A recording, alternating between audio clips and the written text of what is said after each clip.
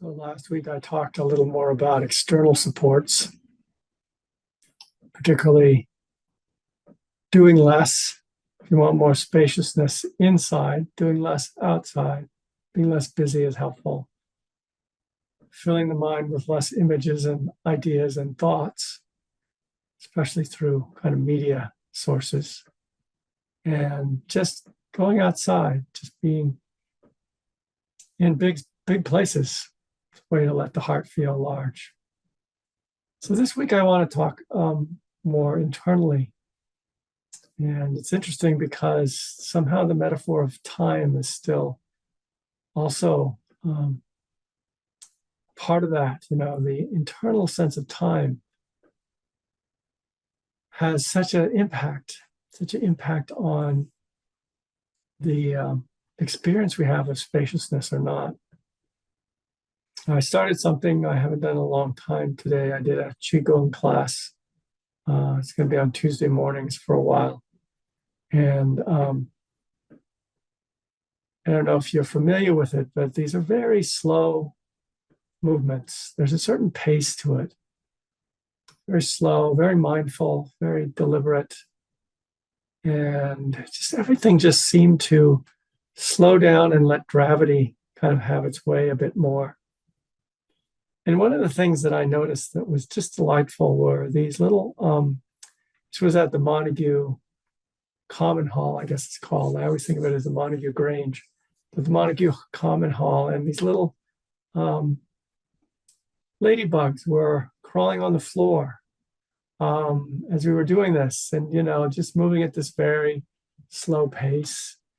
There's something about that just opened my mind and my heart to the pace of nature, which is slower than the more artificial pace that we've set with our clocks and our schedules and our machines. Something that takes us out of the human. So our internal way too of dealing with that, mindfulness itself brings space into our experience. When we take a moment to actually taste the food we're eating, or taste the drink we're sipping, it's almost as if that a moment expands. It's because there's more attention given to it, the actual experience of it becomes bigger, and there's more room there. So that's what I mean. Mindfulness, in a certain way, it opens up whatever's in front of it. So I mean that about mindfulness. In any moment, you can open up that space. But there's also particularly a way that when we remember to be mindful, it interrupts our conditioning. And the reason that we feel very little space is because we're kind of locked into a kind of conditioned reaction to everything. And it creates this stream that feeds off of itself. And that's our habits. That's the habits that we're in. So to create space, that needs to be interrupted. It needs to be something that kind of cuts through that automatic one after another thing of the mind or of our doing. Something that just kind of cuts through and stops. So I want to introduce the idea today of the pause. It's being a powerful instrument for creating space. To pause. I believe we've spoken a little bit about it without naming it quite that. But to take a pause in the midst of your experience for just a few seconds, doesn't have to be very long, to interrupt your patterns and to just let presence be what you're about in that moment. The usefulness of this is going to be particularly apparent when we're in a state of emotional reactivity. That's a state where things seem particularly compressed, where there doesn't seem to be much space. And sort of one thought is following another thought, and you actually feel kind of chained to it. You kind of feel like you're stuck in a certain kind of mental pattern. And so in that moment, if you can be mindful, if the thought arises, oh, I'm stuck. Or better yet, this is suffering. Or something like, let there be space. Pause. Pause. And it may be that the mind has a certain momentum that just kind of runs the pause down, because it's worrying about something, or something is fearful, or it's angry about something, or it's, there's something shoving you around in terms of thoughts, really taking over in a particularly strong way. But each moment that you just kind of pause, and often I find it might just take even one pause that can kind of like cut through the thing that you were stewing about. Just cut through for that moment and just take a breath. It's really all the longer a pause needs to be, is about the length of a breath. One complete breath. How many seconds is that?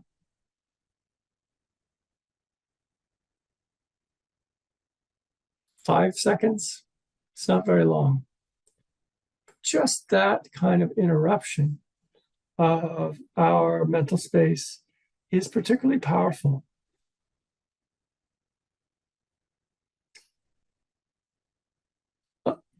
We have to slow things down. And I'm saying this to myself as much as I am to you. I noticed when I got back from my Qigong class, I was just in a very different state, just feeling the weight of gravity on my feet as I walked, and, the whole skeletal frame as I was there. And, there's a certain kind of just, and having let a lot of something out of my face. And it was really quite lovely. And then I, went into my office and got on my computer, and something tightened up. And, going to my mind and I'm figuring out, and you got to press this and go that. And there's all these sorts of things that you're now running through. And that energy begins to dissipate. And I don't know that it can always be otherwise. It's the world that we live in. We need to deal with things. But we can bring more mindfulness to it. We can bring more kind of pauses into that experience.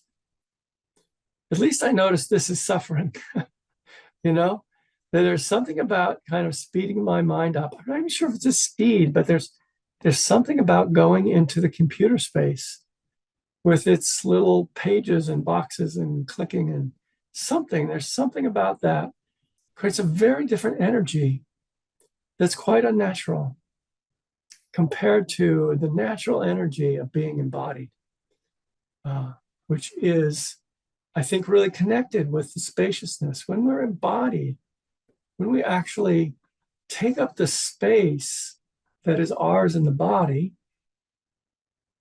we take up our space in the world as well. And our mind becomes more spacious. That it all goes together. It's really a set there. And which is why that when we do mindfulness, when we do our meditation, we scan the body, we breathe, we do these bodily things, because when we occupy the body, we're in the present moment. You can't feel a sensation without being in the present moment with it. You can't feel a future sensation. You can't feel a past sensation. It's always just right here. So the body is where we find the moment and where we find spaciousness. And so that's a part of the pause too.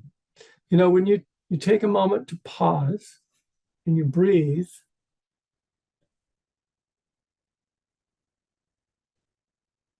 you have this moment of being a body again. Try it if you're not trying it with me. Try just this moment of breathing. It's kind of nice because even, I find even the Zoom thing, it kind of draws draws me into something that is not quite natural. I'm not sure if natural is even the right word. So it takes some presence to stay here. It takes some presence to be actually embodied as I talk to you.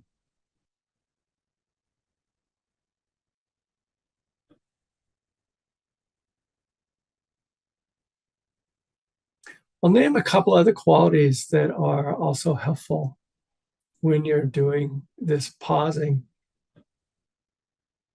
One I want to name, one of my favorites, those of you who've been in this class know, is curiosity. When you bring curiosity into a moment, you bring energy into it. And it's really helpful to bring energy into that pause of presence. If you do it in just a kind of a rote way, okay, I'm going to pause. I'm kind of too busy. I'm going to take a breath. There's a certain way that's good. But if you actually bring the full, I guess another word for curiosity would be interest, to actually take an interest in it. It's like you fill that moment with this kind of special energized presence we call interest or curiosity. You fill it, and it has so much more ballast because of that. And if this happens to be a moment where you're kind of in an emotional state, you're kind of in a reactive state, you may need some of that input of energy into just being present for it to be able to shift much, for it to be able to kind of expand and give you some actual room in the middle of that very scrunched kind of emotional conditioning that's running out, just to create some space. So interest or curiosity, whichever word works the best for you. There's another word I don't talk about a lot in these classes. I talked about it on the retreat as effort, right? Effort. But I'm going to use the word from the Pali because it's kind of an interesting word. Virya, spelled with a V. Virya, translated sometimes as effort. But the word, it has this VIR in it. And those of you who do yoga will know the word Virabhadrasana, which is the warrior poses. So, and the VIR we have in English as virile, and it's the Latin name for a young man, a vir or weir. So this root carries with it the sense of warriorness. There's kind of a warrior heart that sometimes also has to be present. And so I would translate it as determination and courage.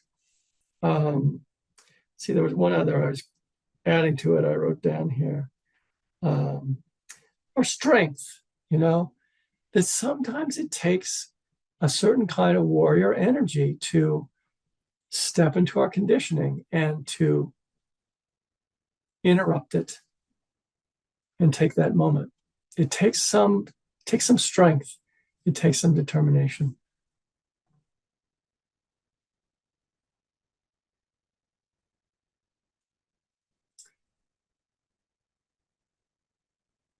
And that might be kind of another thing to add here.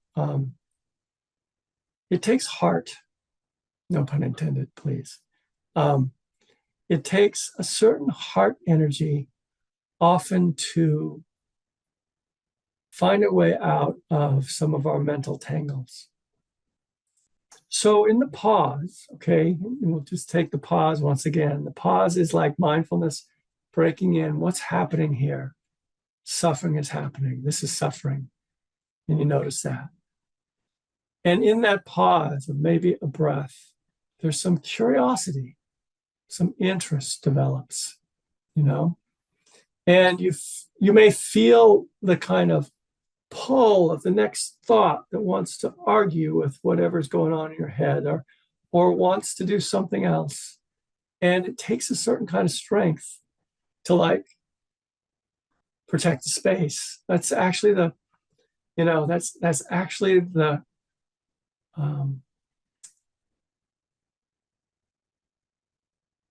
the real purpose of the warrior energy is to create a boundary, a protection for the soft yin inside of a person, the tender, gentle presence, which is the core of us. We need a certain kind of strength to create the boundaries and the protection for this core, which is tender inside of us. So if I can describe this whole kind of movement of breaking through conditioning, the mindfulness notices what's happening and stops for the breath. The pause creates the breath. The interest pours our attention in an energized way into it. And the virya, the effort and determination or strength, like holds back the flood for a little while. And then we do a little deeper dive to the heart energy where that more tender feeling is. And so I'll give you another little phrase along with this is suffering is kind of the way to break into whatever is going on. But the thing that actually, evokes the heart energy is tenderness. The word tenderness for me, this is the tender place in me. And sometimes I just have to hold back the flood a little bit to feel that. And it saves me from, say, becoming defensive. Because if you can't hold back the flood and actually feel the vulnerability or the tenderness inside, vulnerability could work as well. The vulnerability has a little bit of fear added into the meaning of it. But if you just kind of, and I'm making a little motion here, just using my thumb and third finger to kind of very gently go down the heart, down the core of the heart this way. And somehow you can even start up on your neck, go down this and feel that tender core, which you are, the tender core. This gets obscured by our conditioning. It gets obscured by all of our thoughts, all of our doing, and all of this kind of protectedness. So when we do the pause, giving kind of the full version of the pause, there is the mindfulness, there's the interest, there's the strength, and there's the tenderness, just to touch one's core, one's tender core. And believe me, this may disappear in the next wave of mind. Okay? And given the lives that we lead, sometimes just one breath is all we get, before something else overwhelms us. We're in a meeting, something's trying our patience, and you pause before you speak and drop into that just for a second. And then see if you can proceed in a different way without so much conditioning from that point on. In an argument, you may find yourself no longer needing to defend yourself. Maybe you could listen for just a moment. Maybe there's an apology needed. Maybe there's just more pause that's needed. Maybe a little longer pause. Maybe a little longer breath. I didn't really think of this today, but because again, I felt the press of time. I had just this half an hour between one thing and the next. And I wanted to get certain things done. And goodness, how that seduces the mind. That sense of busyness, that sense of being compressed. And yet, there's always the possibility of stopping even before the computer. God knows they don't rule us. They're not our masters. To stop and to take a moment to pause. You might want to close your eyes when it comes to that screen. So you're not in the screen. To take a breath. And just be curious what you feel. Maybe you feel some of that kind of compression. And then you open your eyes and you let in the screen, but you stay, maybe take another breath and still feel the body, stay in the body. Feel the gravity pulling on the body. It shifts something. It creates a different kind of energy going into the next moment. So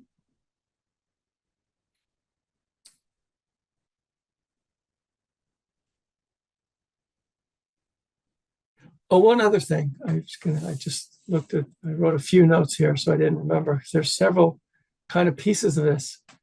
Another part of the pause can be naming. So along with the mindfulness, you break in. Naming could be just simply, this is suffering. It doesn't take a whole lot of mental energy. This is suffering. But you might want to name it more precisely.